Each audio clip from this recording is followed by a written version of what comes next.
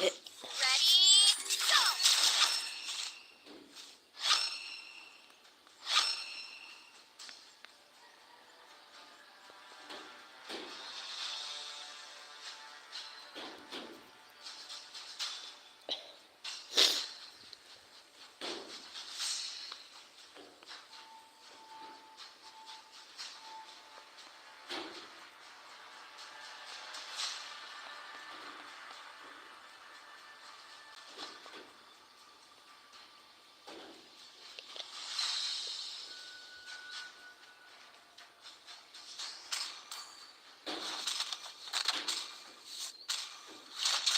Ready, go!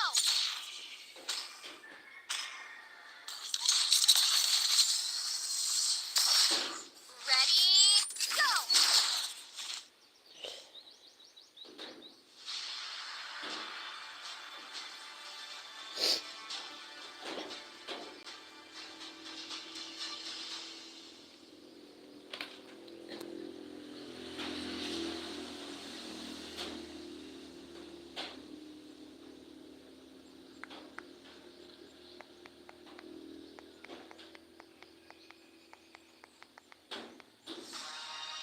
Welcome to Mobile Legends! 5 seconds till the enemy reaches the battlefield. Smash them! All troops deploy! Launch attack!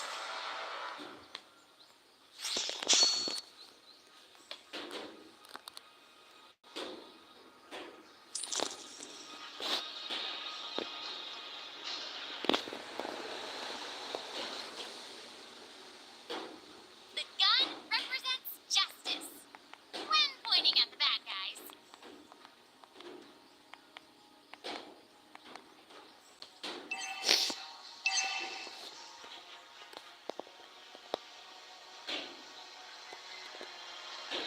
That once little girl is gonna save someone this time.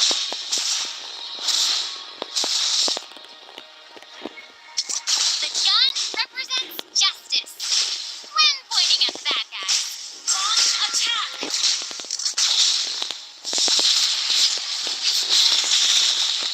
First blood. Initiate retreat. An ally has been slain. That once little girl is gonna save someone this time.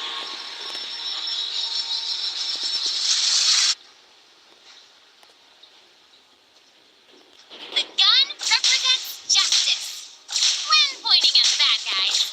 An enemy has been slain. That once little girl is gonna save someone this time.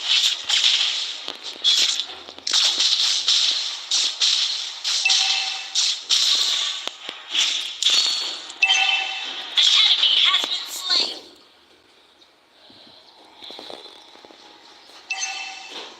Double kill.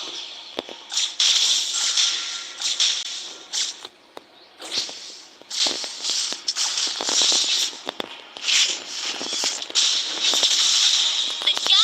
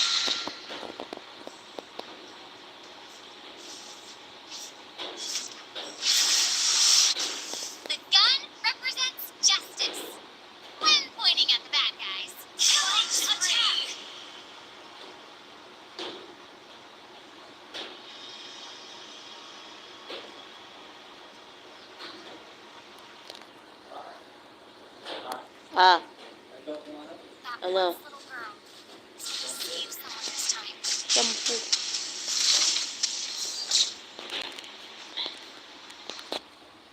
The gun represents justice when pointing at the bad guys.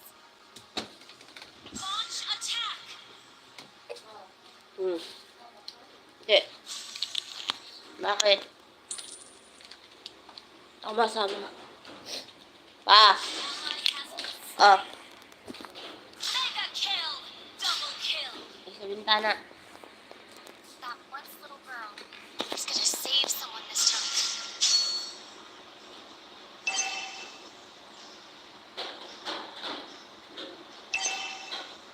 Our turret has been destroyed. The gun represents justice when pointing at the bad guys. Launch attack.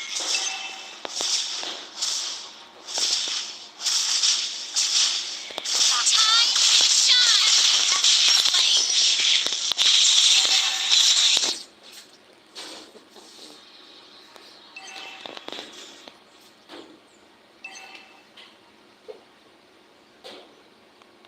Launch attack.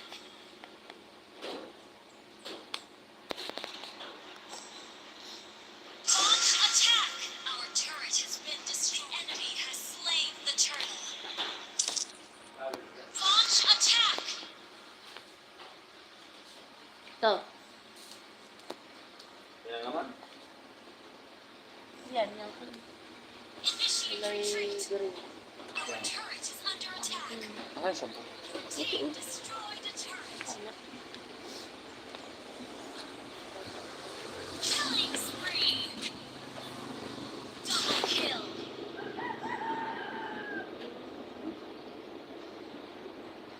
Killing spree. Ano?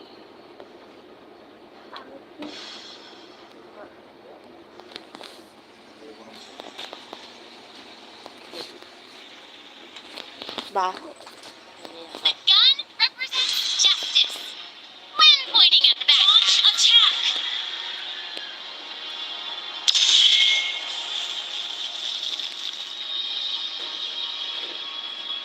Request backup. Mega kill.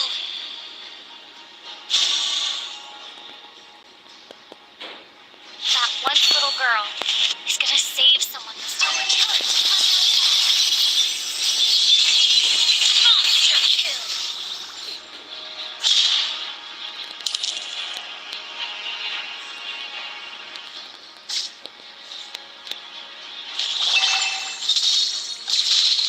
The gun represents just an enemy has been slain. Pointing at the bad guys. Launch attack.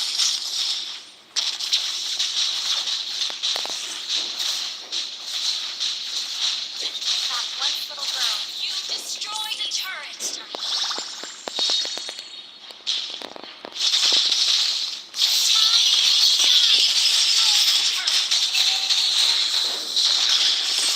Unstoppable. Shut down. The gun monster kill. Justice. Initiate retreat. Pointing at the bad guys. Your team destroyed a turret. Monster kill. Double kill. Launch attack. Ally has been slain. That once little girl is going to save someone this time.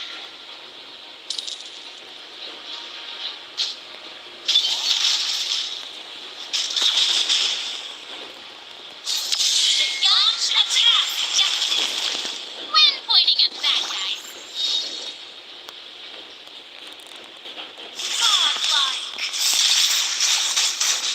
That once little girl is gonna save the ally has been slain.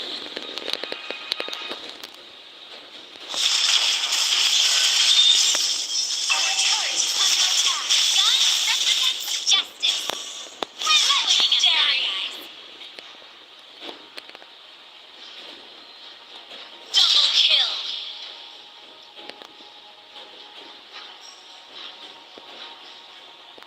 That once little girl is gonna save someone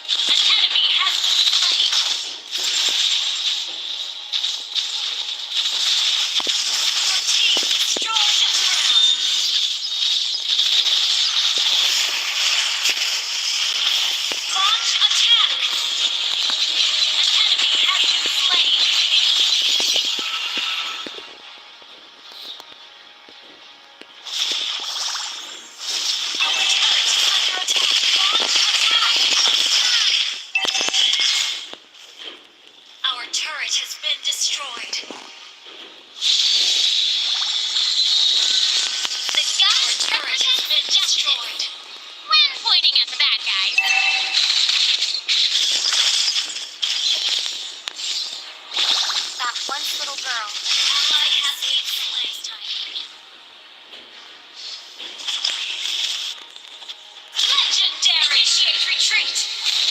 The gun represents justice. When pointing at the bad guys, initiate retreat. That one little girl is going to save someone.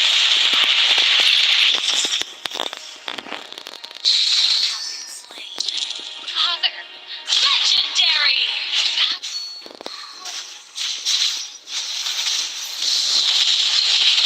An enemy has been slain.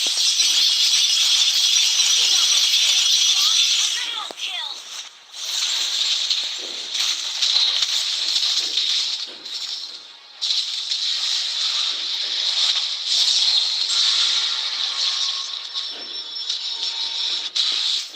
The gun represents justice. When pointing at the bad guys, an enemy has been slain. Attack!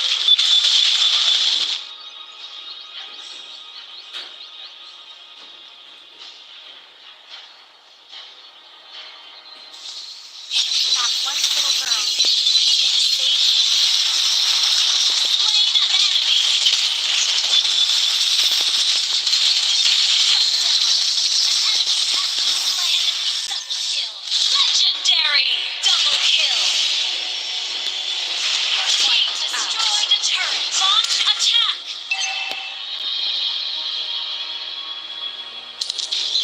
The gun represents justice. When pointing at the bad guys,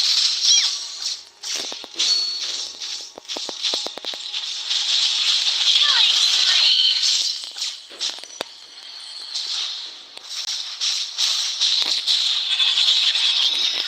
Your team destroyed a turret. Shut down. Initiate retreat. Turret is under attack. That once little girl is gonna save someone this time.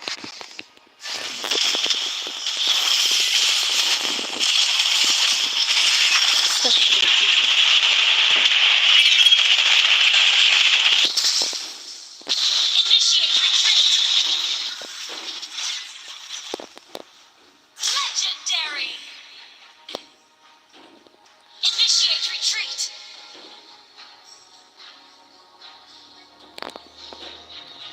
Shut down. An enemy has been slain. An enemy has been slain. Double kill.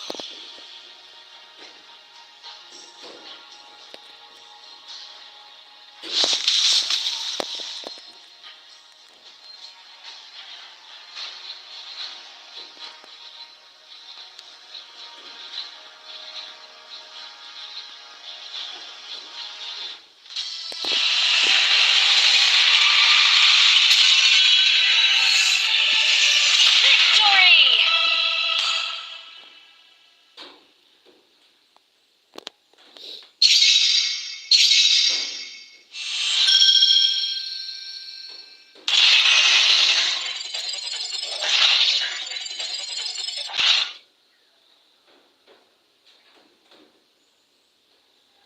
Eh.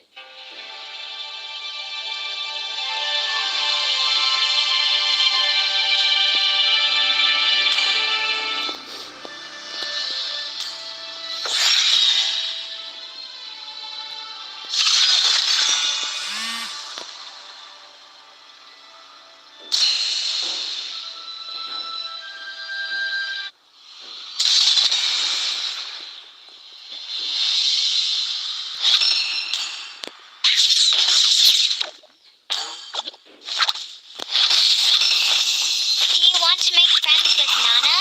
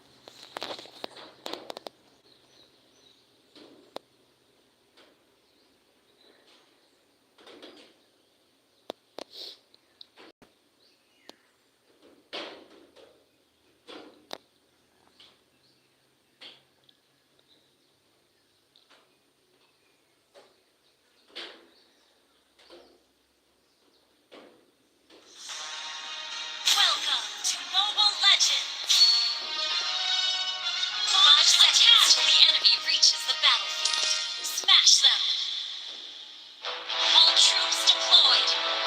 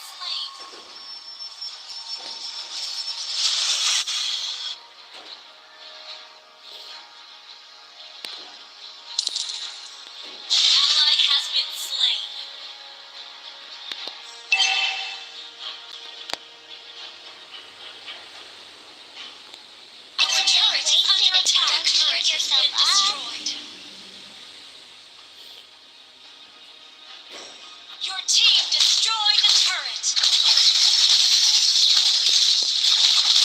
Ally has been slain.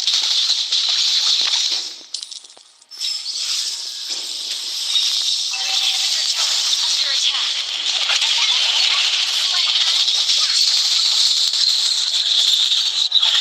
Initiate retreat.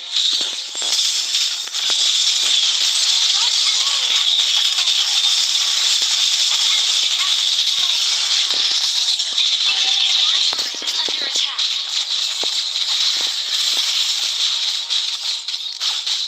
Request backup. Shut down. Killing spree.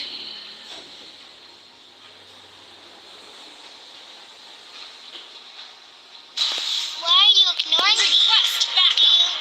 Do you hate Nana?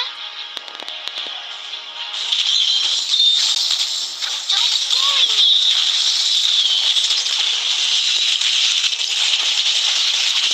Elves are so pretty. The real ones are cute too.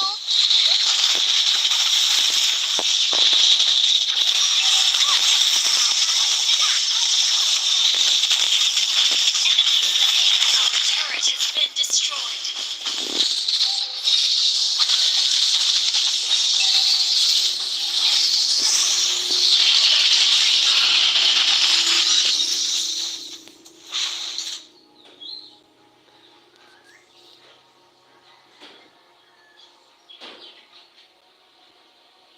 Our turret is under attack. Our turret has been destroyed. I will share Our inhibitor everything turret with is you. under attack. We are friends. Don't bully me! Our inhibitor turret is under attack. Our turret has been destroyed.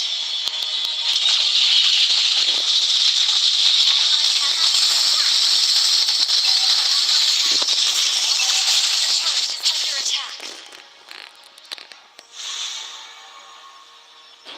Mama told me not to judge others. An enemy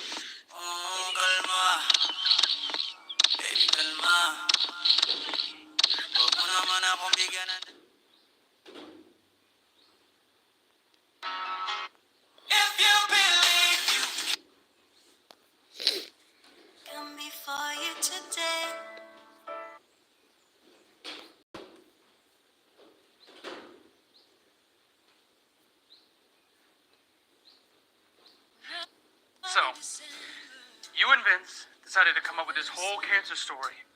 And you thought that would make me leave.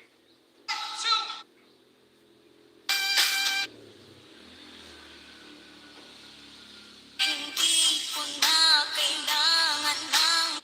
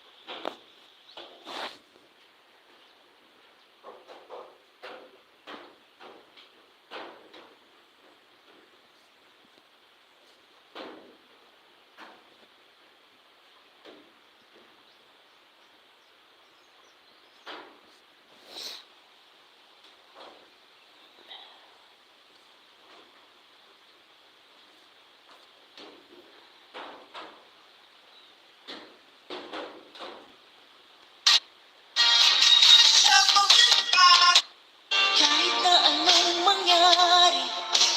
Tawag Hi guys, ito for today's video mga Inzay. Ano, fresh from the oven. Charing. Then sings my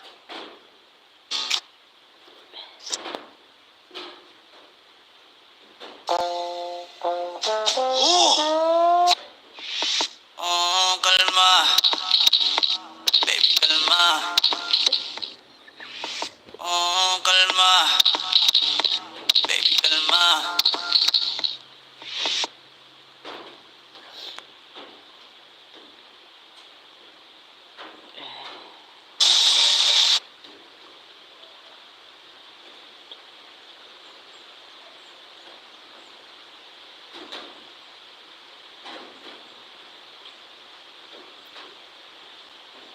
Happy Valentine's sa mga dalaga na nabuntis kahit walang asawa. Ngayong araw ng puso kayo ay magsaya. I-celebrate na ninyo ang pagiging tanga. Happy Valentine's naman sa mga kabit. Gusto ng flowers at mga chuk. Happy Valentine's sa mga dalaga na nabuntis.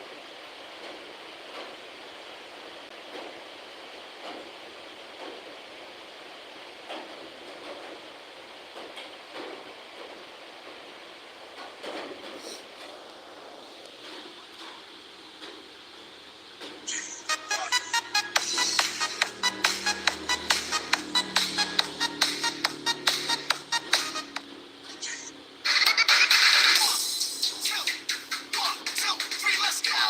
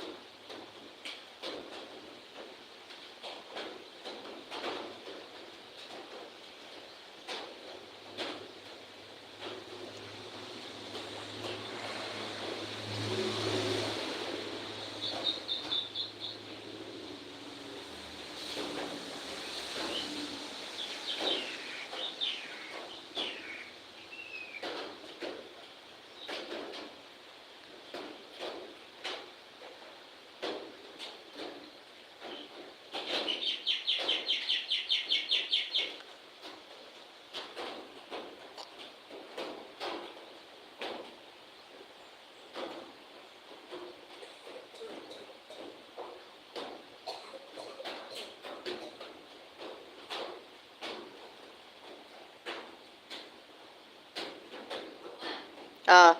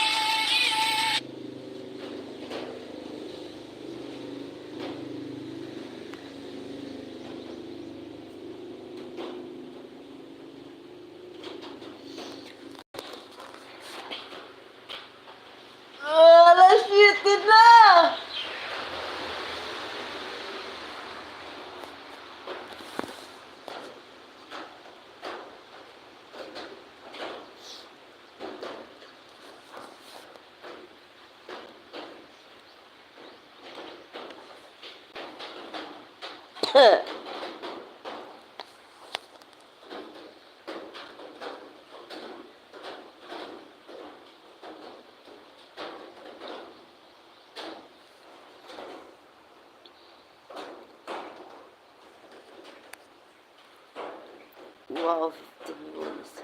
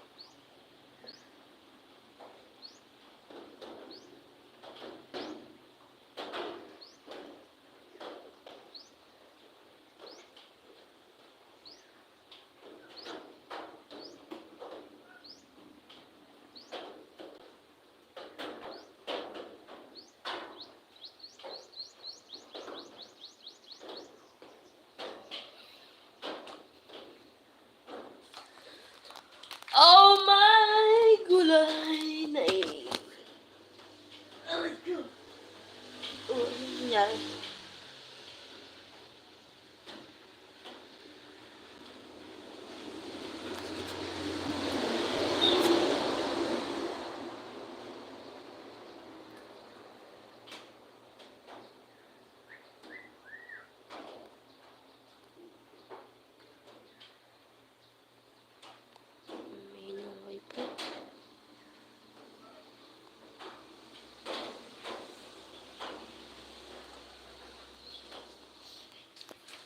Nare.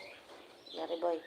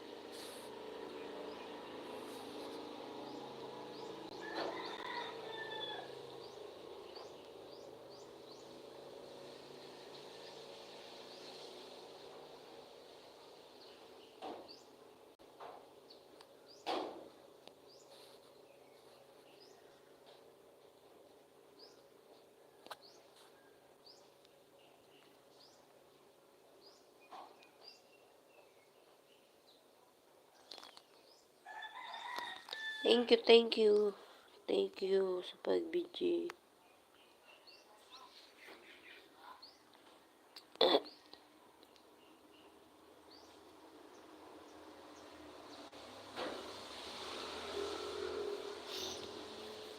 Thank you po. Thanks official.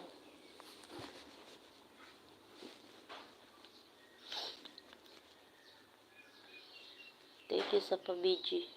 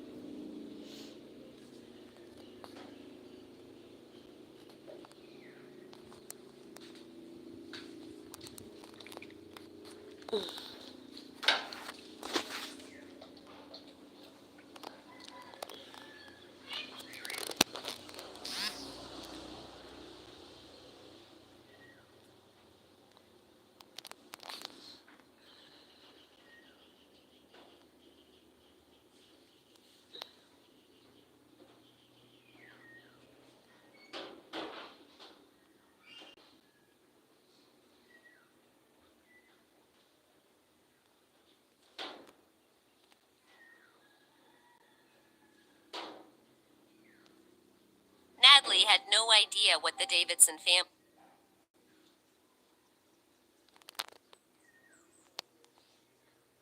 Billy, was it really so? Now you can listen to your favorite audio stories with Pocket FM coins. Buy coins and unlock any audiobook or audio story. But really so easy to get to know a big star like Billy? Had it really happened like that? In the when Natalie went home, she found Mrs. Perkins and Liam in the living room. She looked around but couldn't see Bryce. Usually Bryce would have already come back home by this time. She guessed that he was working overtime. She wondered, when did I get so used to his presence? Ugh, what is happening to me?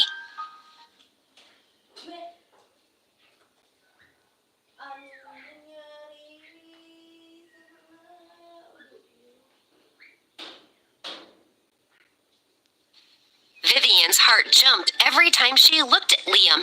She was thinking, since this child is here, does that mean that Natalie is living here too? Thinking of this, she felt like she was about to go crazy. She lowered her head. The jealousy in her eyes couldn't be hidden, no matter how hard she tried. If Bryce hadn't been here, she would have let her temper rip by now. Meanwhile, Bryce turned to Mrs. Perkins and asked, "How come you guys are back here already?" Mrs. Perkins said, "Liam went into the water and soaked his clothes. I brought him back to get changed." Bryce nodded. "Then go upstairs quickly. Don't catch a cold." This expression of concern and affection made Liam happy. Just as he was about to call out affectionately to Bryce, Mrs. Perkins picked Liam up and carried him upstairs. Liam looked back over Mrs. Perkins' shoulder as she labored up the stairs.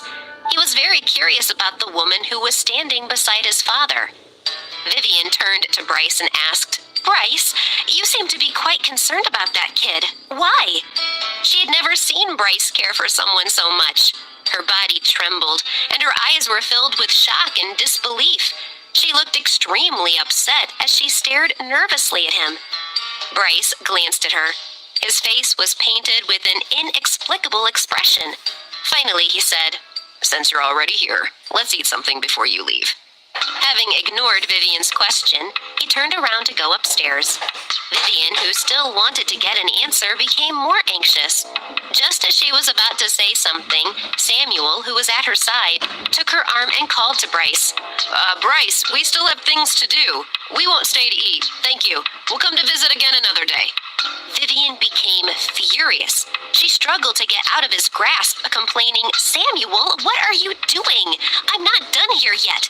Samuel hissed, "Vivian, stop making a fuss. Let's go back and talk." Samuel led Vivian out of the Clare family mansion. He was worried that if they ate with Bryce, she would get even more upset and angry. She might even stir up some trouble. So it was best to get her out of there as soon as possible. Outside, the two of them stood by the car. Only then did Samuel let go of Vivian. He looked at her coldly and said, "Vivian, haven't you caused enough trouble already? What are you trying to do?" She stared at him with a dark and furious expression, spitting out, "Why are you dragging me away? I want to know what's going on here. Samuel, why are you helping him to hide this from me?" Samuel sighed helplessly and said, "Vivian, I really don't know anything about this matter." Vivian understood that if she wanted to clarify this matter, she had to ask Bryce herself. Thinking about Bryce's attitude and the way that he was concerned about Liam, she felt like she didn't know Bryce at all. This Bryce was totally different from the one she knew since childhood. She clenched her fists in anger and thought, "I need to find out the truth." Meanwhile, Natalie, who was on the beach, had no idea what was happening back at the mansion. She was about to take a sip of wine when Liam, having changed his clothes, ran to her side. She was about to discipline Liam for being reckless, but he whispered into her ear, "Mommy, guess who I saw at home? That lady from the nice restaurant. She came to see Dad." She immediately pictured Vivian in her mind. She did not have much of an impression of Vivian, so she laughed without a care. "Oh, I thought it was something important. Well, so what if she came?" Seeing his mother's attitude, Liam looked at her resentfully. "Mommy, aren't you nervous at all? What if Dad runs away with her?" Natalie laughed, then cuddled Liam and smiled. She said, "Silly boy, don't think about such silly things." Then she noticed Bryce and Mrs. Perkins walking over from under the trees. Liam saw them too and shouted, "Mrs. Perkins, I told Mommy about that lady who came to see Daddy. I think that lady wants to run away with Dad." Natalie couldn't believe her ears. She sat there looking embarrassed. Thinking that Natalie might be a little upset, Mrs. Perkins quickly explained, "Don't think too much about it. Bryce and Vivian are just old friends. There's nothing going on between them." Seeing that Bryce still did not have much of an expression on his face, Natalie finally relaxed and said, "I know, Mrs. Perkins. I believe in him." Later, on the way back to the mansion, Mrs. Perkins told Natalie about the old times when Bryce was a boy. Vivian, Samuel, and Bryce grew up together. Vivian has always carried a torch for Bryce ever since they were young, but Bryce looks at her as his younger sister. That's all. Natalie nodded. "Mrs. Perkins, I can see that. Don't worry." She thought, if Bryce was really interested in Vivian, he would have married her long ago. Seeing that Natalie now understood the bigger picture, Mrs. Perkins heaved a sigh of relief. She said, "I'm glad you can keep this in perspective. I'm sure your parents must be very smart and thoughtful too." Natalie smiled sourly when she heard Mrs. Perkins' words.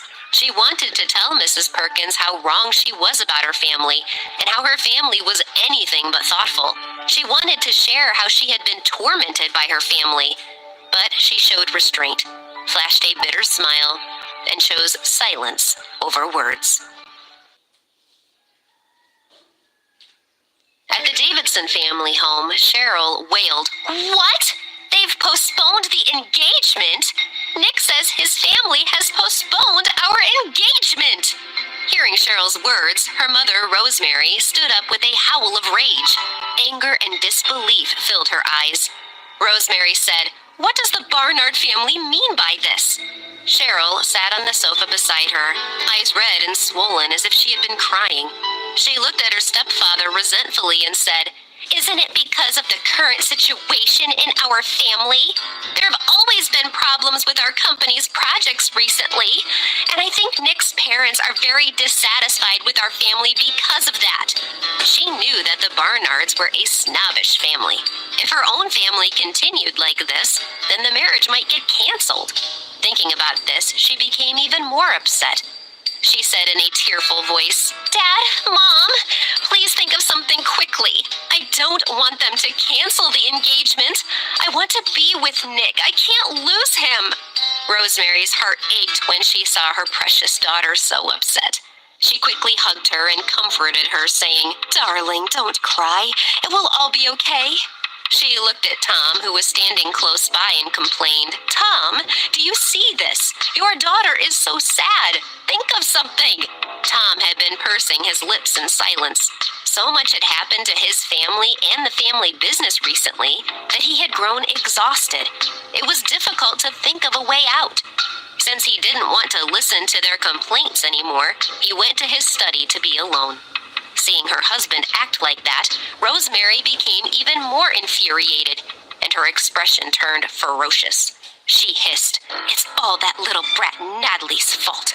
If only she had complied with Tom's plans for her, our family's problems would have been solved long ago. Why is she so troublesome?" When Natalie was mentioned, Cheryl's anger intensified. She had done her best to slander her stepsister's reputation, hoping that she wouldn't be able to find a job. But now Natalie was doing really well in her industry. It was maddening. Recalling the incident with Pam Barnard's child at the school, she asked her mother worriedly, "Mom, you know how Natalie is doing so well? Is there some big shot behind her? Surely Natalie couldn't get the better of the Barnard family by herself." Rosemary pondered for a moment before shaking her head. "I think that's impossible. Who would want to help a woman with her reputation and baggage?" Knowing that Natalie was having a good life now, she couldn't take it anymore.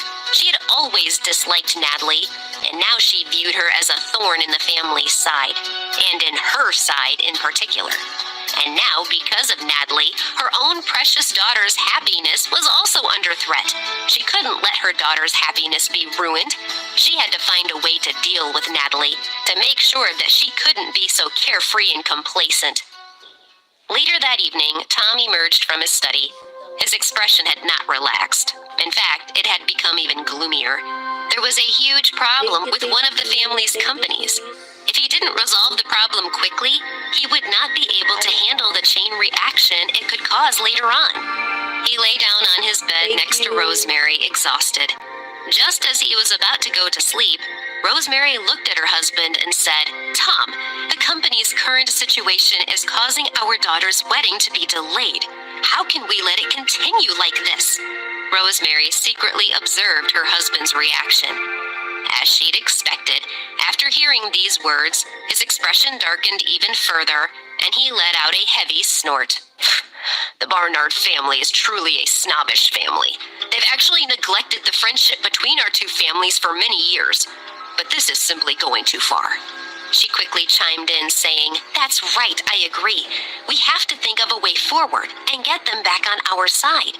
The Barnard family is influential, and without their support, how will we manage in the future?" Tom sighed and snapped, "But what can I do? I've tried a lot of things recently, and nothing seems to work." With that, he turned his body away from her. He looked a little annoyed, as if he didn't want to continue talking about all this. But Rosemary quickly got Tom's attention and tried to curry favor with him, saying, "Tom, did you forget that there's still Natalie we could try and use to help us? Go ask her to help us." Thinking about Natalie, his expression turned even worse. He waved his hand in annoyance. "Don't mention that ungrateful daughter of mine." The last time he went to Natalie's home, she had called the police on him. Rosemary ignored her husband's gloominess and continued to try and persuade him, saying, "Look, I know you don't feel good about talking to her. We raised her, but she doesn't know how to be grateful. She was angry at you when she called the cops. But now it looks like only she can solve the big problem in our family. I think that we have two options. We can either marry her off, or we could contract her out to work at Heaven. That's another possibility." Tom was slightly stunned. Heaven? Isn't that an escort agency? Rosemary nodded. "Yes, but its financial backer is a rich man. It's a good, high-class one. I heard that the women working there can earn top dollar. If we get Natalie into Heaven, then all of our problems will be solved." Tom didn't like this idea at all. No matter what, Natalie was still his daughter. He had wanted to marry her off in order to let her live a better life. But if she went to work at Heaven, her life would become very miserable. Seeing the hesitation on Tom's face, Rosemary glanced at him bitterly and said, "You know how ungrateful Natalie is.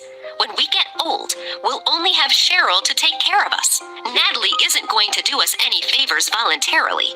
Seeing that Tom was still unmoved, she became anxious. She could only go all out and say, "Forget it then. If the worst comes to worst, Cheryl's engagement will be canceled, the Barnard family will cut its ties with us completely, and the Davidson family will go into terminal decline." These words caused Tom's heart to waver. The company was his life's work, and he didn't want to ruin it. "All right," he sighed. "I'll think about it." It was very late when Bryce got home. By then, Liam had already gone to sleep, and Mrs. Perkins was also in bed. Natalie was alone in the living room in her sports gear practicing her yoga, a pose with high difficulty. She glanced up, not knowing why she did so. It was as if she had sensed something. Bryce was standing in the doorway and could have been looking at her stretch and bend for who knows how long.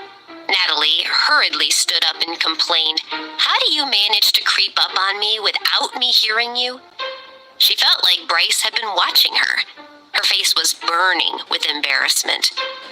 Bryce seemed to be in a good mood. He leaned against the door frame and teased her, saying, "If I had made a noise, I wouldn't have seen such an interesting scene." Natalie began, "Why you?" She suddenly felt very awkward.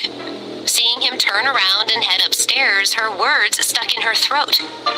After being disturbed, she was no longer in the mood to practice, so she went upstairs to bed, still annoyed at Bryce. The next morning, when she woke up, she found that Bryce had already left for work. Normally, he would be having breakfast at this time of day. She purposely didn't raise this with Mrs. Perkins, because she realized that it might seem like she was overly concerned about his every move. She couldn't act like that. She had to control her emotions. But Mrs. Perkins told her, "Mr. Clare went to a meeting at the company earlier this morning and specifically asked me to tell you that. If you're too busy, I'll take Liam to school if you wish." Natalie was puzzled. Why had Bryce asked Mrs. Perkins to tell her that thing specifically? Did he think that she would be looking for him? Surprised Suppressing this thought, she stayed silent for a while before saying, "It's all right, Mrs. Perkins. I'll take Liam to school today." Although Liam never said anything about it out loud, it was a fact that ever since the incident at school when he'd been pushed down the stairs, he always hoped that his parents could take him to school. So he was pleased to hear Natalie's words. As for Natalie, she tried to give whatever she could to Liam. After breakfast, just as Natalie and Liam were about to leave, the door was pushed open from outside. Bryce's mother, Michelle, was standing there at the door. She saw Natalie and Liam, and all of them were extremely surprised. Michelle, most of all. She asked in a shocked tone, "Natalie, what are you doing here?" Natalie didn't know how to reply. Mrs. Perkins had heard voices and came over. When she saw Michelle, she welcomed her, saying, "Oh, Mrs. Claire, it's you. Please come in." Michelle had recovered after her surprise and was now her usual dignified and graceful self. She followed Mrs. Perkins and walked to the sofa in the main hall and sat down. She had an air of grandeur. Mrs. Perkins had always respected Mrs. Claire immensely and immediately went to make her some coffee. Natalie, sitting on the other side of the sofa from Michelle, was very nervous. The atmosphere was strained. Mrs. Perkins came back with the coffee. She had wanted to reminisce with Michelle, but seeing the serious expression on her face, she decided that wouldn't be appropriate at this time. Liam, on the other hand, was very happy. He looked at Michelle and put his head on one side, thinking that this lady was none other than the one who had taken care of him while he stayed at Bryce's house. He asked sweetly, "Grandma, what a pleasant surprise! Have you come to meet me?" Michelle looked at Natalie with a confused expression. Then she thought, the child looked so similar to Bryce when he was young. Even earlier she had thought him to be Bryce's son after rumors came out. She couldn't bear to hurt the child, so she just looked at him and smiled. Then her gaze returned to Natalie. After a while, she asked Natalie, "So, how is it that you're here?" Natalie answered haltingly, "I was planning to go back abroad, but it didn't work out. My residency was revoked." She didn't want to be too specific about the matter, so she only explained the outline to Michelle, thinking all the while that if she hadn't been stopped by the Davidson family, she would have been in England, never to return. Michelle looked at her questioningly, obviously not totally convinced by her explanation, but she also knew that Natalie had a terrible experience in the past. So she asked Natalie, "Why are you living here? Is everything okay now? Or are you still facing any troubles?" Natalie lowered her gaze, hiding the nervousness and panic in her eyes. Although she had pictured meeting Bryce's parents countless times, she had never thought that it would happen like this. She had been caught off guard. She thought for a moment and then said, "I was temporarily unemployed when I returned. Bryce was kind enough to take me in and let me stay here for a while." She didn't know what Bryce was planning, so she could only find a neutral excuse to explain herself. Moreover, what she said wasn't totally a lie. She and Liam would definitely move out sooner or later. Michelle nodded. Although her emotions were in turmoil due to the current situation, she didn't show much on her face. She suddenly thought about Vivian's statement and realized that this must be the woman that Vivian had been talking about. No wonder Vivian had come over to the house to tell Michelle about it. It must have been so shocking for Vivian. "So that's how it is," Michelle answered understandingly. She gave away nothing about what she was really thinking. Natalie became even more nervous. She didn't know what to say to ease the awkwardness, so she gave Liam a hug. Liam looked at her and then at his grandma. Although he was still young, he knew that something strange was happening. The atmosphere was serious. Seeing that his mommy's expression was unhappy, he didn't dare to say anything. After a while, Michelle stood up and looked hard at Natalie, saying, "Well, I'd better be on my way." With that, Michelle left. Mrs. Perkins called out to her, "Mrs. Claire, why don't you have something to eat before you go?" It had been a long time since Mrs. Perkins had eaten with Michelle. Michelle shook her head. I won't stay to eat, thank you." Then she left in her car. Sitting in the back seat, her mind was still a little unsettled. She had been really surprised when she saw Natalie. But the most surprising thing to her was how Bryce was behaving. It was clear that he had some kind of relationship with that woman and was even letting her stay at his house. How could this not surprise Michelle? None of the women that Bryce had known in the past had ever lived with him. Thinking of it, she instructed her driver, "Take me to Bryce's office."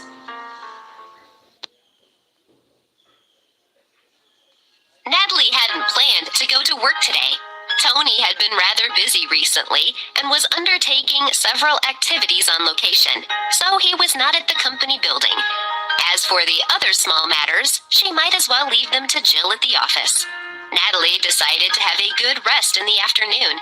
It wasn't that she was slacking off. When Tony would start to get really busy, she probably wouldn't even have time to rest for half a day. The whole afternoon passed by in an ordinary manner. There was only one thing that made her upset. Vivian called her. It was an unfamiliar number at first, and she hadn't wanted to pick it up, but the phone kept ringing. So she eventually picked it up. She regretted it immediately when she heard Vivian's voice say, "Natalie, where are you? Do you have any spare time right now? Can we meet and talk?" Natalie frowned as she heard the urgency in Vivian's voice. She didn't hate that woman, but she didn't want to have anything to do with her either. After a moment of silence, she said half-heartedly, "I'm sorry, I'm working today. Can we make it another day?" "No, let's do it today. I'll wait for you to get off work." Vivian didn't give Natalie a chance to reject her and just hung up the phone. Natalie sighed helplessly. She still had matters to attend to that evening, so she wouldn't be able to attend an appointment with Vivian. She had planned to pick Liam up from school. After all, it was rare for her to have time off, so it would be nice to be around Liam for a while. When she saw that it was almost time for Liam to leave school, she drove over to pick him up. It was rush hour on the road. She was afraid that Liam would get anxious from waiting, so she took a shortcut down a back road to get there. But halfway to the school, the car engine suddenly coughed and stopped. Natalie tried several times to get the engine going again, but the car wouldn't start. She got out to see what was wrong. Just as she got out of the car, and before she could realize what was happening, a group of black-clothed men walked up to her. Before Natalie could call for help, one of them took out a pad of fabric and held it over her mouth and nose. She struggled desperately. She opened her eyes wide in an attempt to see who had attacked her. The road was quiet and remote, so any cry for help wouldn't have made much of an effect anyway. In less than a minute, she felt dizzy and fainted. The men looked at each other and quickly carried her to their car and drove away. When Natalie woke up, she was still dizzy, but she was alert. She realized that she was tied up. She opened her eyes and discovered that she was inside a private room that resembled a clubhouse. The dim light and the seedy atmosphere made her frown unconsciously. Looking around, she raised her head and saw a startlingly handsome man sitting on a sofa. The man held a cigar and was surrounded by smoke. It added a sinister air to his beauty. Natalie was stupefied. She was sure that she did not know that man and that she had never been to this place. She glared at the man and asked angrily, "Who are you? Why have you tied me up?" The man exhaled lightly. He sneered, "I didn't tie you up." Natalie's attitude turned cold as she glared at him. "Who are you?" Although she was tied up, she didn't feel that she was in any danger for the time being. She forced herself to remain calm. The man looked Natalie up and down as if he was admiring a beautiful object, but his eyes were not warm at all. He said, "Since you were kidnapped, I suppose there must be a reason for it. However, I don't think it's important for you to know the reason. All you need to know is that you can't leave this place now." The man spoke slowly and carefully. As he looked at Natalie's pale face, he felt quite amused. Natalie looked at him angrily.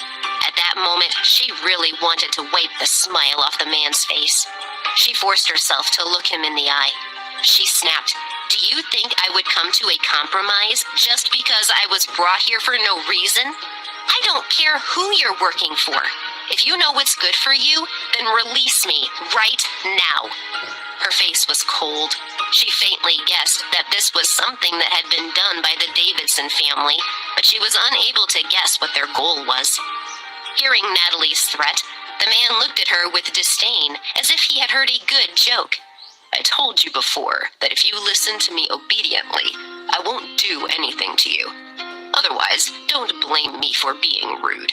I bought you with money, so why are you shouting at me? Natalie quickly caught the meaning behind his words and asked, "What do you mean by that? Money? What money?" The man seemed to lose his patience. He turned to an assistant standing behind him in the shadows and coldly said, "Tell her what the situation is. Tell her." The assistant's face was hidden in the dark so that Natalie couldn't see his expression, but his words carried to her clearly. He said, "Natalie, you have been contracted to the Heaven Club by Tom Davidson. The transaction has already taken effect, and you have no right to leave this place. From today onwards, you belong to the Heaven Club." Hearing this, Natalie's eyes widened in shock. Her voice couldn't help but tremble. "What? You said Tom Davidson sold me here?" Seeing the man nod his head, Natalie slumped.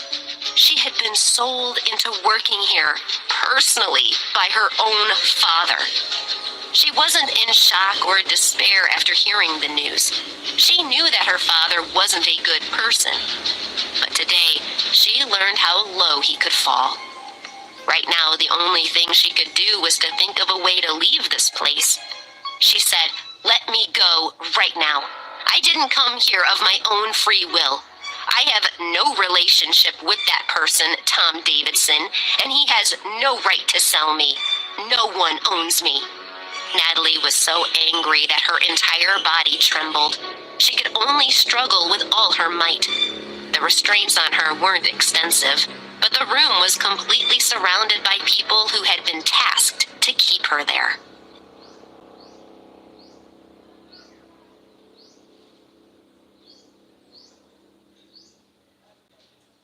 When the assistant was outside the door, she had heard the argument between Bryce and his mother.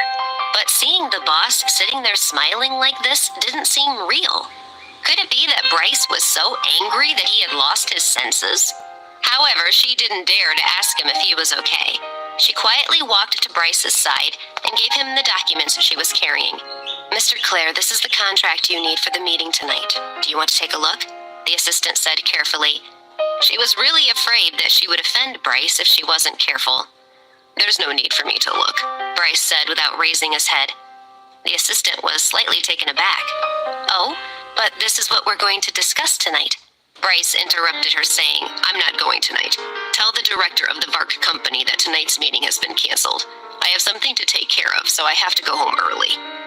The assistant nodded and said, "Oh, okay." She couldn't help but be surprised at the boss's abnormal behavior. Since when was he in such a hurry to get home? Could it be that the boss had fallen in love?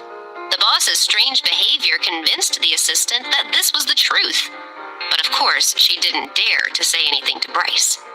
After leaving the office, the assistant sighed. What special kind of woman could make the boss behave like this? Bryce returned home early. He looked around but didn't see Natalie. However, when he went to his study, he found that Natalie was already waiting for him outside the study door. He was stunned for a moment when he saw her, but he still asked her expressionlessly, "What are you doing here?" "Bryce, I have something to talk to you about. Can I use some of your time?" Natalie said. "Follow me." He could probably guess what Natalie was going to say. Even so, he still wanted to hear it from her. The study had always been his private, restricted area, but today he would allow her into his inner sanctum. Bryce went straight to the point. "Did my mother come to see you today?" This caused Natalie to be slightly surprised. However, she soon realized that Michelle must have gone to see Bryce after she left the villa. Natalie said, "Yes, she came by today, but she didn't say anything. I just want to ask you, if your family knew about our marriage, would they say something?" All kinds of books were neatly arranged in the study. Bryce took down a book and opened it in a leisurely way. The rustling of the pages made Natalie feel much more at ease. Bryce said, "You don't have to worry what they say or think. You just have to do your best, Natalie. I'll take care of all the rest." He didn't raise his head. He was engrossed in his book, and his words made Natalie feel more at ease. She said solemnly, "All right, that's a relief. Like I said before, if it's necessary and you need my help, I am duty-bound to provide it." Natalie was so serious that Bryce couldn't help but look at her in amusement. "And how do you plan to help me?" "I don't know, but I just feel that I owe you a big favor." Annoyed, Bryce closed the book. He stood up and looked at Natalie condescendingly. There was a wave of nameless anger in his eyes that startled Natalie. She took a step back and looked nervously at him, worried by his sudden anger. Bryce said, "If you really feel that you owe me, why don't you repay me with your body?" He had a devilish smile on his face after he finished speaking. Natalie was frightened by the intensity of his gaze, and she no longer dared to look him in the eye. She stammered, "Let's pretend I didn't say anything." Without waiting for Bryce's response, she turned around and left the study. Bryce watched her reaction with amusement. It seemed like his life had really changed a lot because of this woman. Natalie returned to her room in a hurry. When she saw her reflection in the mirror with its flushed face and watery eyes, she was startled. She wondered, is this still me? Is how I acted in front of Bryce just now really me? Ugh, this is so embarrassing. Annoyed, she buried herself in the blanket. It was only after a long time that she felt calmer. At the same time, she couldn't help but recall Bryce's words. Their relationship felt pretty complicated. If it wasn't necessary, she didn't want to get involved in any further matters. In a rich family like Bryce's, things are never simple. The only thing she could do was protect Liam well, while she was on her way to becoming stronger and distancing herself from the Davidson family. Her mood turned sour when she thought about the Davidson family. There didn't seem to be any interference from the Davidson family recently. Could it be that they had found their conscience and decided to leave her alone? When she thought of this possibility, she immediately rejected it. If her family had been so good, she wouldn't have to depend on other people. As her thoughts settled, she fell asleep. It was almost noon the next day when she woke up. Bryce had already left for work. When Natalie went downstairs, she saw Mrs. Perkins working busily. Mrs. Perkins smiled kindly and said, "Mrs. Clare, you're finally awake. I saw you were sleeping soundly, so I didn't call you. I've already sent Liam to school." Natalie nodded. She felt warm inside, so she said sincerely, "Thank you, Mrs. Perkins. I've put you into a lot of trouble." She thought that although Mrs. Perkins was just a house help, she truly cared about her and Liam. Sometimes she couldn't help feeling dejected by the fact that her family had never treated her as well as she was being treated now. Mrs. Perkins said, "Silly child, what are you saying? Isn't this what I should do? In my eyes, all of you are like children, so of course I need to look after you."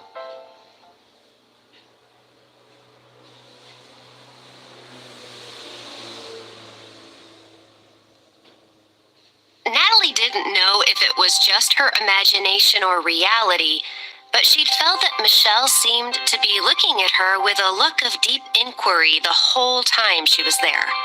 But fortunately, Michelle had now left, and she heaved a sigh of relief. However, she was still worried. After all, she only had a contractual relationship with Bryce. There was no love between them, nothing superfluous. And now this was known to his mother. She didn't know if Michelle would become involved in their relationship. If such a day came, she would have to prepare in advance. After all, she didn't know if the Davidson family would try and do anything to her and Liam, so she had to protect Liam carefully. The more Natalie thought about it, the more she became confused.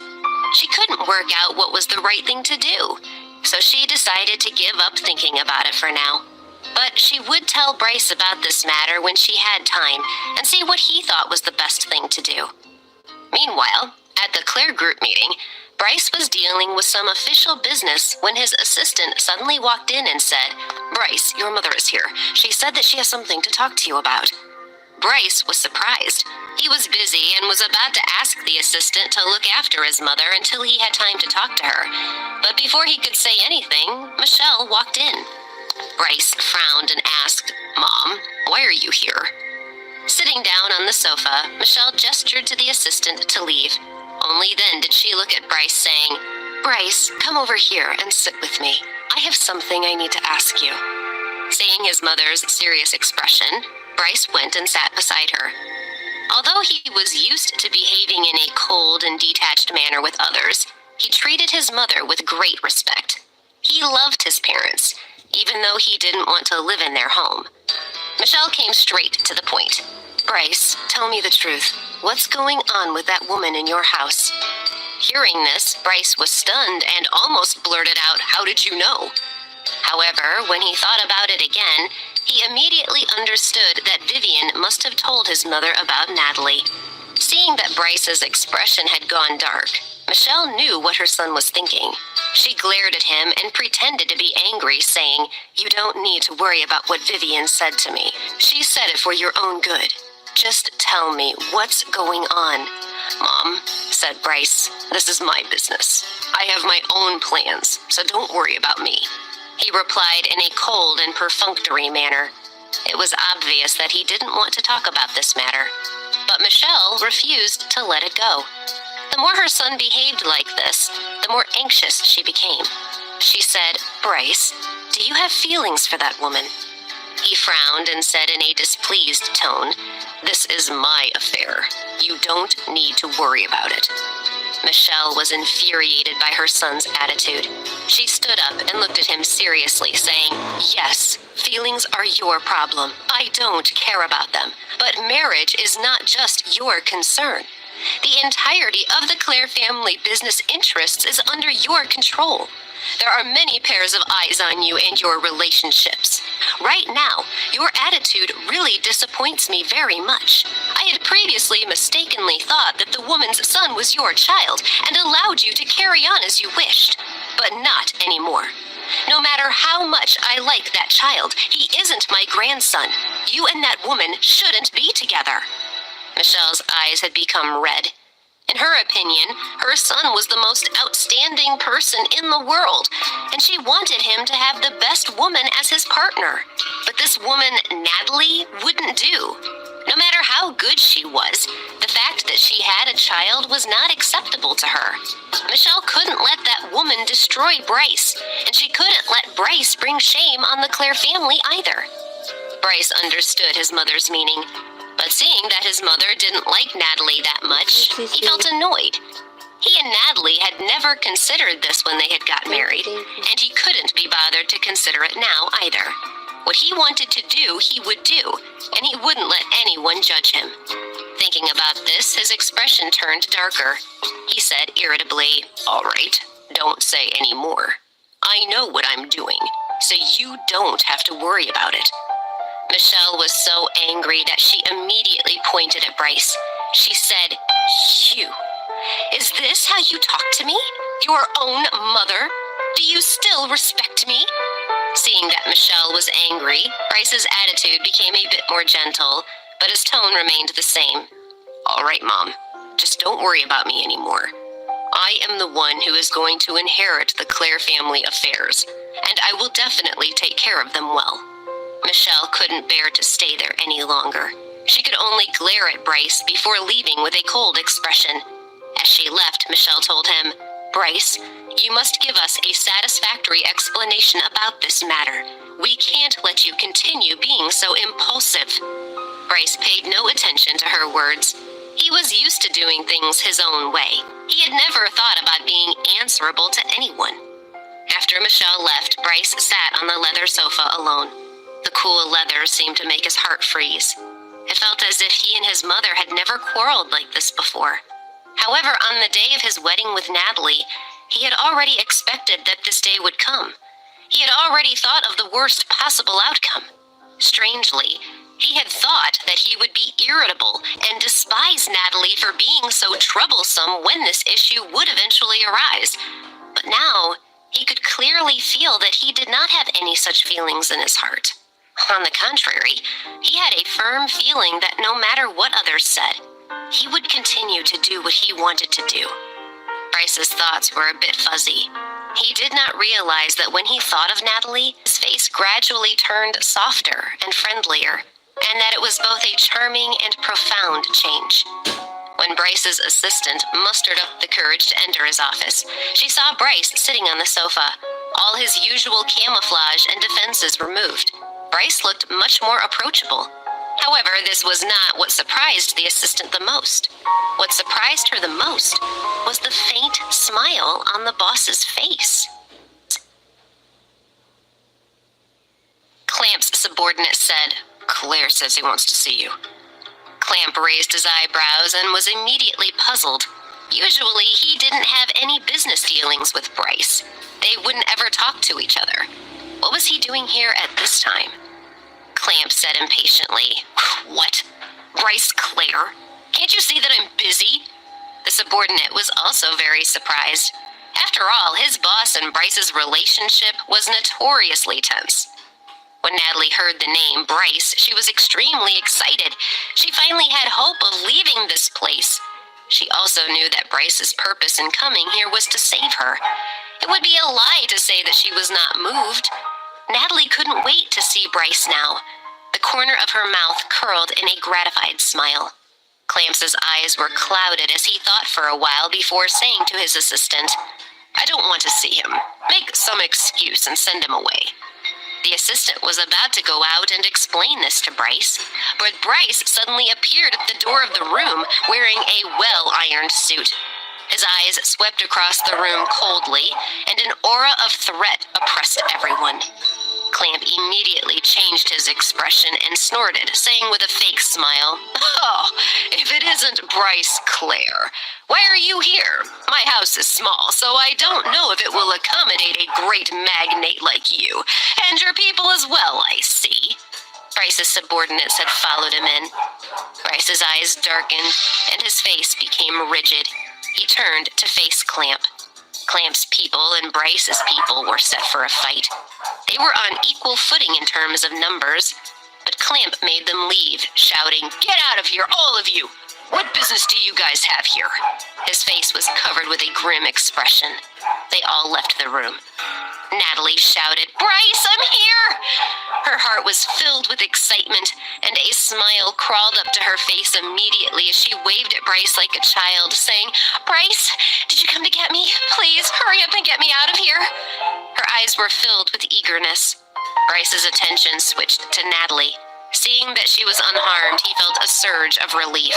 Clamp was very confused. He hadn't expected this woman to know Bryce, the big shot. He was very surprised, but he immediately understood Bryce's purpose in coming there. Clamp didn't say anything as he kept his eyes on the two of them. He looked at Bryce and saw that his eyes were always on Natalie, and that his eyes were filled with love. It was obvious that there was some kind of relationship between Bryce and her. Clamp was thinking, what kind of a person was this woman to be able to make Bryce act this way, so emotionally? Seeing Natalie's happy expression, Bryce's heart softened. Was she really so happy just because he came there? Bryce couldn't help but smile in satisfaction. Bryce went straight to the point. His voice filled the room as he said determinedly, "I came here to take this woman away." Hearing this, Clamp curled his lips and smiled charmingly, saying, "Who do you want? Her? She's mine now. I've bought her." Although Clamp wasn't sure what the relationship was between the two of them, he was certain that they were very close. When Natalie heard Clamp tell Bryce that she belonged to him, she became extremely agitated. She shouted, "Bullshit! Who the hell do you think you are? I belong to Bryce, can't you see?" As soon as Bryce heard the words, the corners of his mouth curled up into a satisfied and devilish arc. Hearing Natalie say that she was his, the tension that had accumulated through the night had somehow dissipated, and he felt a great sense of joy in his heart. When Clamp heard Natalie's words, he was shocked. He glanced at Bryce again, but he didn't expect Bryce to be smiling. Surprise welled up in him again. Clamp looked at Natalie and said playfully, "Ha! How come I didn't know that Bryce had a woman? He hid the news well." After he finished speaking, the corners of his mouth curved into a smile. Bryce snapped, "I don't need your opinion. Cut the crap and release her." However, he didn't expect Clamp to compromise easily. And Clamp proved him to be right. He had no intention to let Natalie go. He snorted calmly with an ugly expression on his face. He tried his best to stay calm, and the smile on his face became even more pronounced as he said, "Bryce, you know it's not a question of simply letting her go. I paid good money for her services. I can't just give her to you for free and lose my 500 grand. His meaning was obvious. He would release her, but only if he first received his money. He was a businessman after all. How could he do business that would bring him loss? Natalie looked at Bryce nervously. She wanted to know what Bryce was thinking. Was he really going to spend that much money to free her? Bryce furrowed his brows as he looked at Natalie. He then asked her in a low voice, "What's going on?" Natalie looked upset. She looked at Bryce and sighed, then said, "It seems that it was my father who did this. He sold me to this pervert, and this pervert kidnapped me and told me that my work would be to please men. He said that I could only leave after paying him double the price." Natalie's voice gradually became softer as she said that. She looked at Bryce nervously. She definitely couldn't expect Bryce to pay for this. A smile surfaced in Bryce's eyes. He said to Clamp indifferently, "So it's just $1 million. I'll pay it. Let her go." At the Heaven Club, meanwhile, Natalie was still trying to free herself. She had struggled for a long time with no effect on her bonds. Some of Clamp's subordinates watched her, amused. This audience made her feel like a clown. Natalie got angry and her face turned red. She shouted, "You guys, let me out!" Natalie no longer had the slightest fear. Her only thought was to find a way to escape. She changed her position again and struggled with all her might, but to no avail. Then she struggled to her feet and hopped over to the window and opened it. The cold wind blew against her face. Resisting the fear in her heart, Natalie looked out and instantly sucked in a breath of cold air. So high up, she would die if she jumped. She swallowed and closed the window. Time passed, second by second. Natalie continued to struggle for another half hour. Seeing that it was useless, she decided to stop struggling. When Clamp saw her calm down, he asked his men to remove her restraints and bring her to him. She was brought in front of Clamp and made to sit down opposite him. Clamp was calmly sizing her up. Seeing that she was finally willing to sit down, a hint of interest flashed across his face. She drank a glass of water, then put it down again and said, "What was I sold here for?" Clamp said, "Service." And he deliberately dragged out his last words in order to tease her. He didn't know why. Water. Then put it down again and said, "What was I sold here for?" Clamp said, "Service." He didn't know why. Put it down again and said, "What was I sold here for?"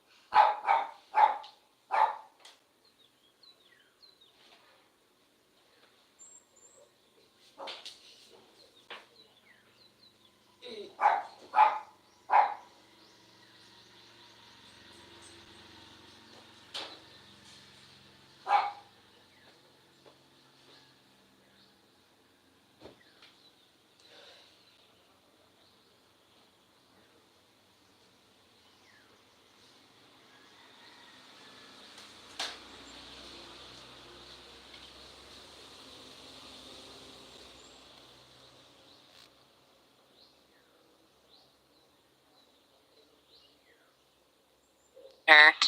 Natalie frowned and said, "And what else?" "And drink with men," said Clamp. "A friendly drink, you know. Be their friend." "What?" Natalie stood up. She slammed her hands on the table in anger, nearly knocking it over. "You mean you want me to act like a whore?" Clamp didn't care about Natalie's unwillingness. He looked at his fingernails and said, "It doesn't matter if you like it or not. I bought you with cash money, so you have to listen to my arrangement. Or else." He raised his eyes, and they suddenly became sharp. "Or what?" asked Natalie, her body shuddering. "Or," said Clamp, "I could throw you into the ocean and feed you to the fish." He smiled.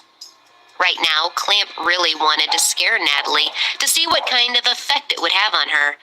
He was probably joking, but Natalie couldn't be sure about that. Natalie's face turned pale. She took a deep breath and slowly exhaled. She thought, "I have to be calm. I have to be calm. I can't mess with this man. He's already had me kidnapped, so is it possible he would feed me to the fish?" After a few moments of mental struggle, she finally calmed down and sat down again. Natalie clenched her hands and bit her lower lip, saying, "When are you going to let me go?" Her tone was a lot more relaxed than before. Clamp raised his chin and looked Natalie up and down. Was he scaring her a little? He cleared his throat.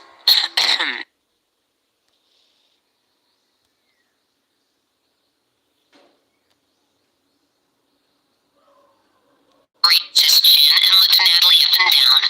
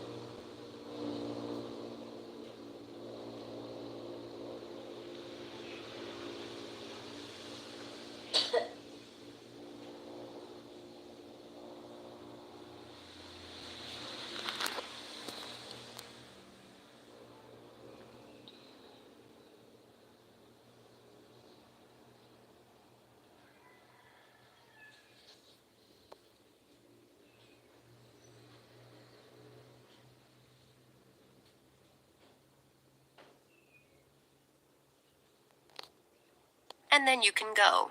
The contract will have been satisfied.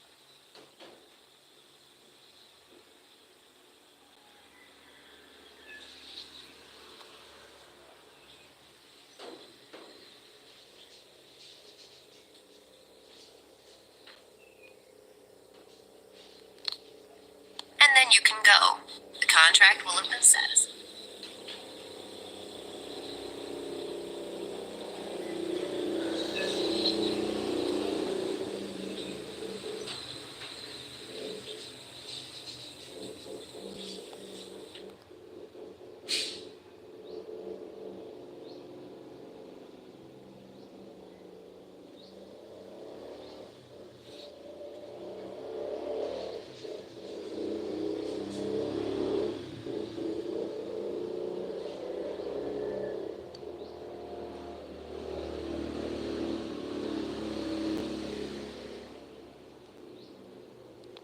Eyes lit up as she asked, "How much money have I been sold for?" Clamp stretched out his hand and made a gesture of 5. 5,000, said Natalie. Clamp shook his head. Natalie said, 50,000? Clamp shook his head again. Natalie panicked a little. 500,000? Clamp almost laughed out loud as he said, "Yes, I spent 500,000 on you." 500,000? Natalie's eyes widened. Double that amount was $1 million. Where could she ever find so much money? She couldn't hold her anger in anymore, so she stood up, pointed at Clamp, and cursed. "Do you really have so much money to spend? You spent all that money just to buy me? Have you got something wrong with your sanity? 500,000 just for me to be a whore and please men? You're sick and crazy." Clamp couldn't help but laugh. Clamp's men were stunned. Was this really their boss? He actually laughed at a woman who scolded him? Natalie narrowed her eyes.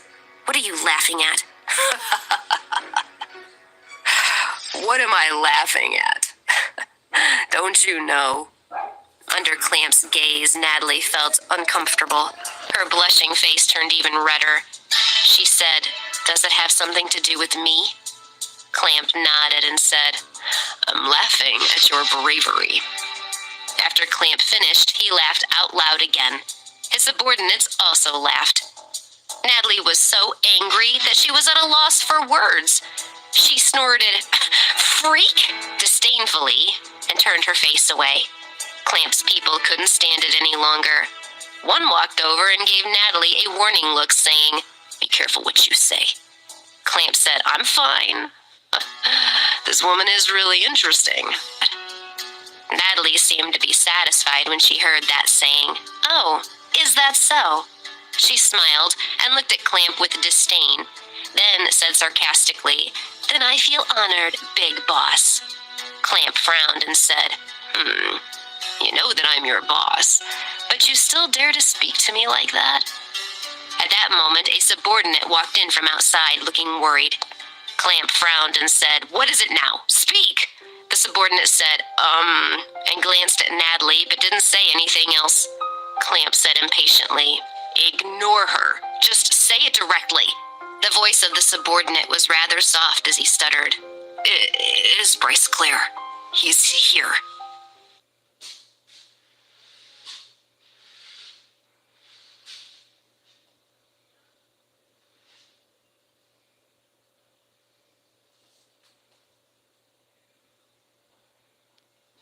"Let me go! Let me out of here!" Natalie shouted with all her might. In the end, her voice was so loud that it seemed she was going to burst. The man with the cigar remained indifferent. After failing to make any impression on the man, she decided to just throw caution to the wind. She wanted to see just how capable this man was. How dare he act so outrageously? She said, "It is illegal for you to buy or sell my personal freedom. This kind of illegal transaction is completely untenable. I can sue you." The man did not show the slightest bit of fear, and there was even a look of ridicule in his eyes.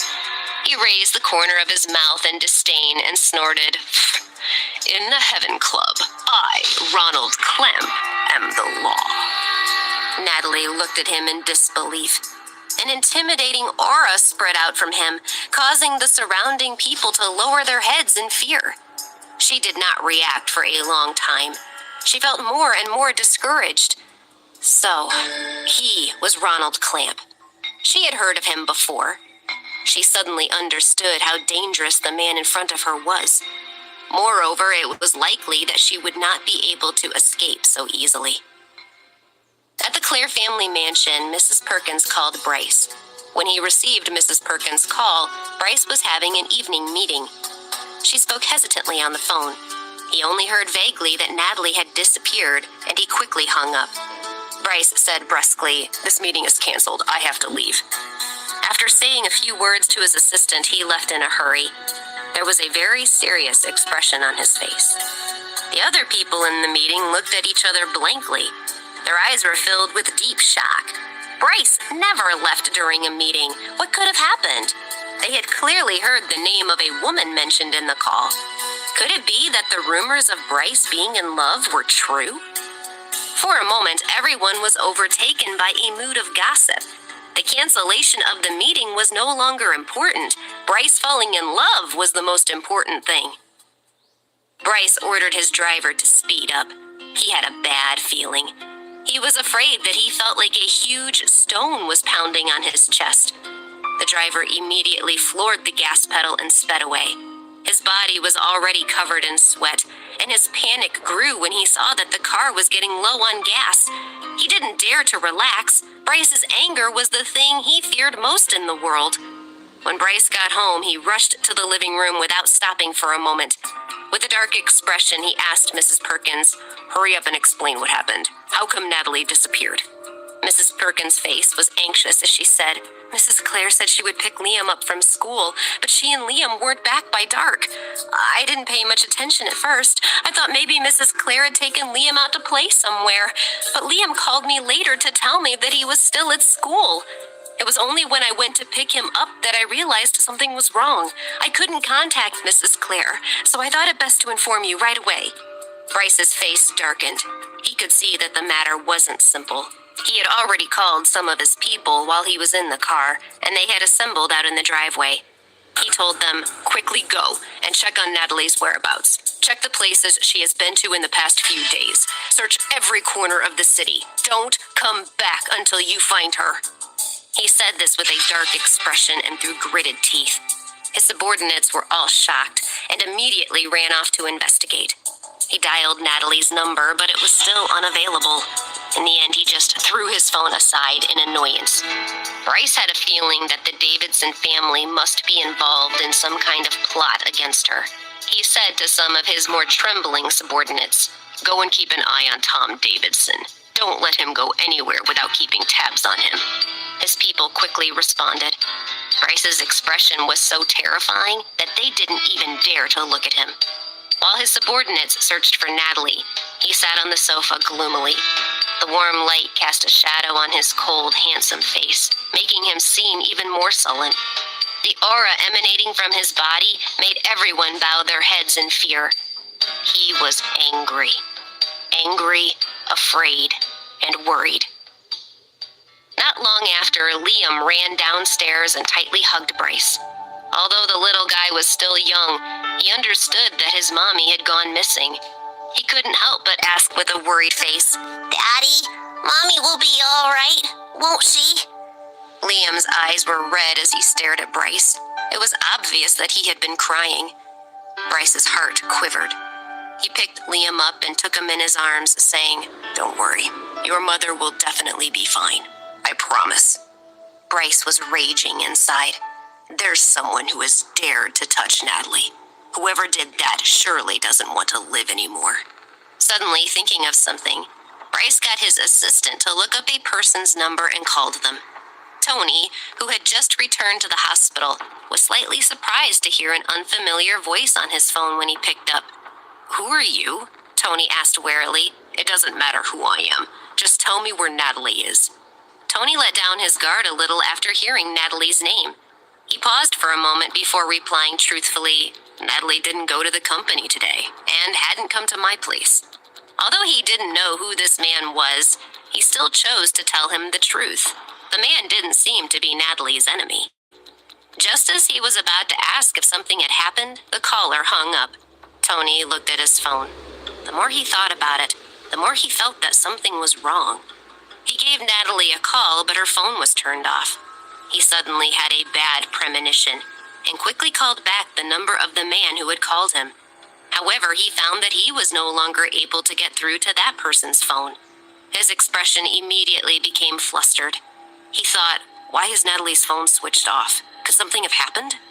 Because he had to take care of his sister, he couldn't leave the hospital. All he could do was walk around the hospital anxiously. As he continued to call Natalie, he asked his friends to help him find her.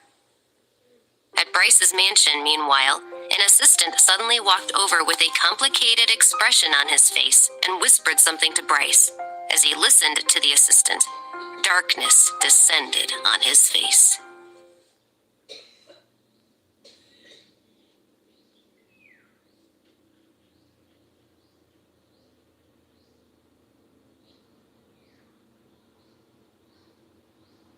Almost gnashing his teeth, Bryce asked the assistant slowly, "Vivian Willis called Natalie today to ask her to meet her?" The assistant nodded. "Yes, sir." Although she refused, Ms. Willis kept saying that she wanted to meet up. In the end, she hung up. The moment the assistant finished speaking, Bryce ordered someone to take him to Vivian's home. The car stopped outside Vivian's building less than 15 minutes later. Bryce got out and walked towards her house. When Vivian opened the door and saw that it was Bryce, her face was filled with joy. She called out in surprise, "Bryce!" He asked her bluntly, "Is Natalie with you?" Hearing Natalie's name, Vivian stood awkwardly, a look of unconcealable dismay on her face. She asked, "Did you come here so late at night just to find her?" Bryce answered coldly, "Vivian, since we've known each other for a long while, I don't want to mince words with you. If she's really here, you better tell me quickly. Otherwise, don't blame me for being impolite." Vivian's face immediately turned pale. If she hadn't been holding on to the door frame, she might have fainted. A sharp pain jabbed at her heart. Although Bryce was usually a bit cold, he never spoke to her like this. When she opened her mouth again, her voice was trembling. "Bryce, I don't know what you're talking about. Why should she be here?" Bryce's patience ran out. He frowned as he approached Vivian. his eyes filled with the aura of a storm brewing. Don't play dumb. Didn't you call her today to ask her to meet you? Now that she's missing, shouldn't you give me an explanation? Bryce locked his cold eyes tightly on Vivian. He grabbed her arm tightly, saying harshly, "Hurry up and tell me where she is." Vivian's mind was blank. She looked at Bryce sadly. She had never seen him so worried about a woman. He was treating her like this, talking to her so rudely just because of Natalie. She said, "Bryce, believe me, Natalie isn't here. I did call her, but she did not come to meet me. Believe me." Vivian's eyes were filled with tears as she looked helplessly at Bryce. Even though she had 10,000 grudges and grievances in her heart, she didn't dare to express too much at that moment. She couldn't lose her friendship with Bryce. Knowing that Vivian wouldn't dare lie to him, Bryce let go of her arm. His voice was still as cold as ever as he said, "You'd better not be lying to me. You know the consequences." He turned around and left without another glance at her. When Bryce's car disappeared down the road, the tears in Vivian's eyes finally stopped. Anger and resentment were piled on top of each other, making her face twist with emotion. She thought, Natalie. It's Natalie again. Bryce is so worried about her disappearing. It seems like the two of them are tied up together in a complicated knot. At that moment, Vivian was so jealous that she felt she was about to go crazy. She wished that Natalie would never see Bryce again. Back at the Clare mansion, Bryce had only been home for a quarter of an hour when some of his people walked in with somber faces. One said, "Boss, we think we found out what's happened. We're pretty sure that Ms. Davidson was kidnapped." Bryce's heart thumped when he heard this. His bad premonition was getting stronger and stronger. He said to the people there, "Follow me." Liam was very worried when he heard the news about his mommy. He pulled at his dad's hand and said pitifully, "Daddy, I'm coming with you to save Mommy." When he saw Bryce's frown, he looked at him nervously and said, "Dad, I'm a man now, and I have to go and protect Mommy too, like you." Bryce's anger was extinguished by Liam's cute look. He couldn't help but become a bit soft-hearted.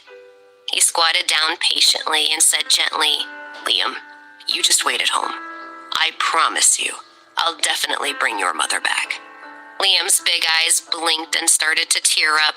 He knew that this was not the time to be willful, and so he nodded. "I understand, Dad. I'll wait for you to come back." Bryce nodded and passed Liam to Mrs. Perkins. He didn't dare to delay and immediately rushed out. Not long after, he met up with his assistant at the location where Natalie's car had been before she disappeared. The assistant had to investigate for a while before she found the location where Natalie was kidnapped.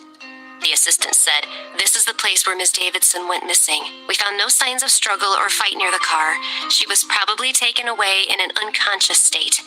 Bryce had a cold expression the whole time, as if a storm was brewing within him. The assistant beside him had her head lowered and dared not even to breathe loudly. Just then, some people rushed over with some surveillance videos from the traffic authorities. Their faces were filled with fear and trepidation. On the surveillance footage, Bryce could see that Natalie had been carried to a car by a few men in black. The whole process happened quickly. It was obvious that the men had been well prepared. This was planned. The moment he saw Natalie being taken away, his face turned as cold as ice. He said to the assistant, "Have you found out what happened next?"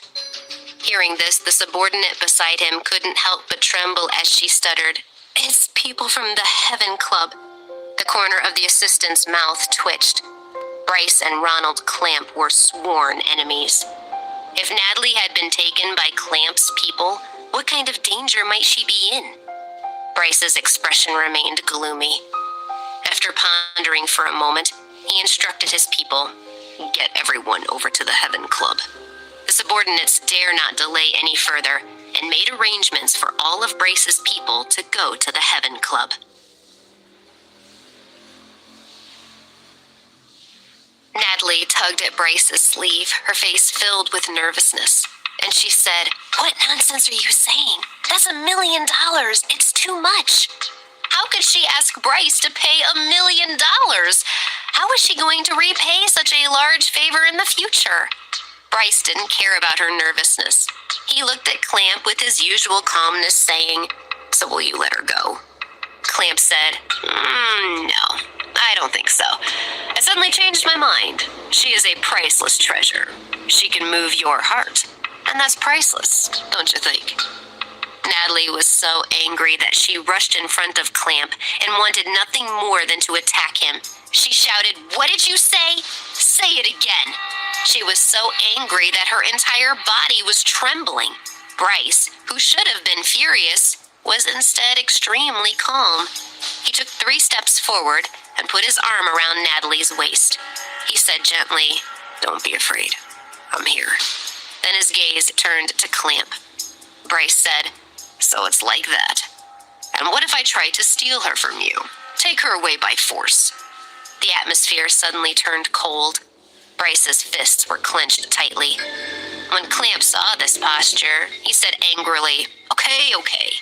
If you want to take her away, you have to give me a piece of real estate that I'm interested in on the west side of the city."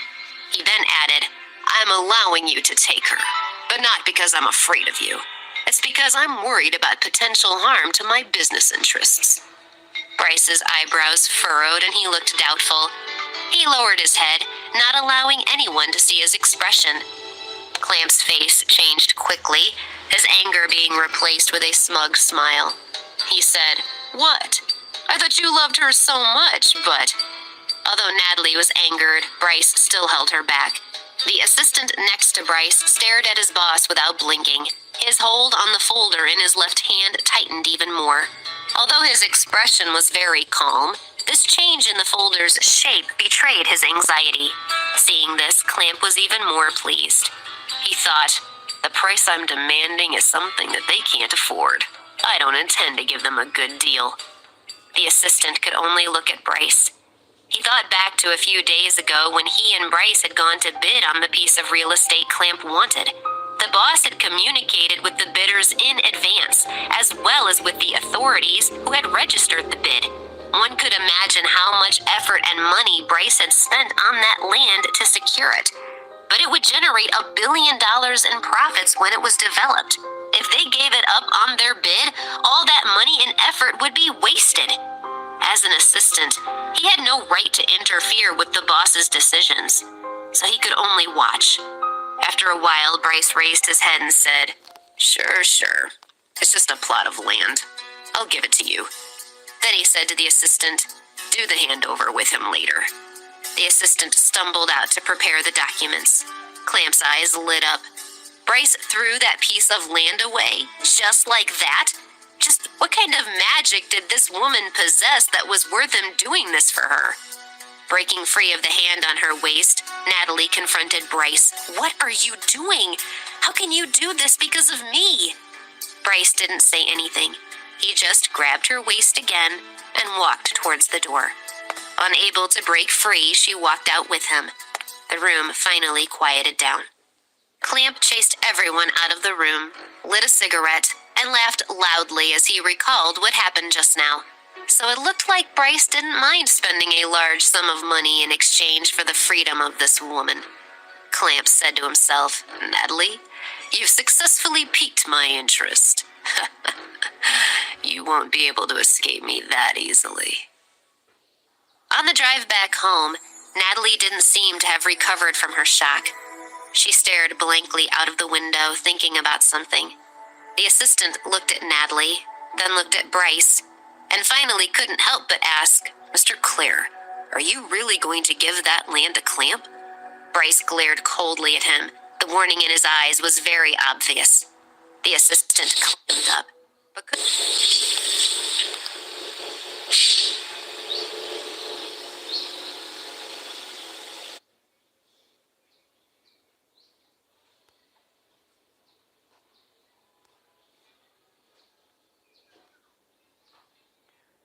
Be! Kami yung pera kay lula mo.